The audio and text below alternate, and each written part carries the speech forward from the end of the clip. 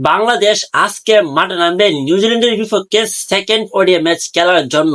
তো second ODI ম্যাচে কিন্তু বাংলাদেশের একাদশে আসতে পারে অনেক বড় পরিবর্তন। তো কি পরিবর্তন আসবে সেটা অবশ্যই আপনারা এই ভিডিওতে জানতে পারবেন।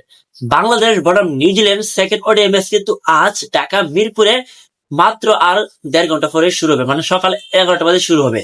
তো বাংলাদেশ কিন্তু ফার্স্ট ওডিআই ম্যাচ নিউজিল্যান্ডের কাছে 26 রানে হেরেছিল, মানে নিউজিল্যান্ডের কাছে 221 রানে অল হয়ে গিয়েছিল বাংলাদেশ।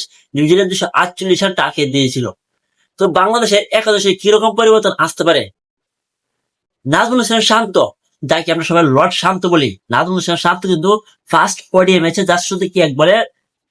শুধু এক বলে স্বর্ণ রান করেছিল এই নাজমুল হোসেন শান্ত। তো এটা একেবারে নিশ্চিত যে আজকের একাদশে নাজমুল হোসেন শান্ত একবারে নাও আসতে পারে, মানে নাজমুল হোসেন শান্তর জায়গায় সৌম্য সরকারকে একাদশে মানে দেখা যেতে পারে আজকের সেকেন্ড ওডিআই ম্যাচে। তো অন্যদিকে শরীফুল ইসলামের জায়গায় আসতে পারে মুস্তাফিজুর রহমান, কাটার মাস্টার বাংলার মুস্তাফিজুর রহমান। তো বাংলাদেশের আজকে একাদশ মধ্যে এই যে পরিবর্তন নিয়ে আজকে মাঠে নামবে নিউজিল্যান্ডের বিপক্ষে সেকেন্ড ওডিআই ম্যাচ খেলার জন্য। তো আপনারা কি বলেন বন্ধুরা, বাংলাদেশ কি নিউজিল্যান্ডের বিপক্ষে তারা সেকেন্ড ওডিআই ম্যাচ জিততে পারবে?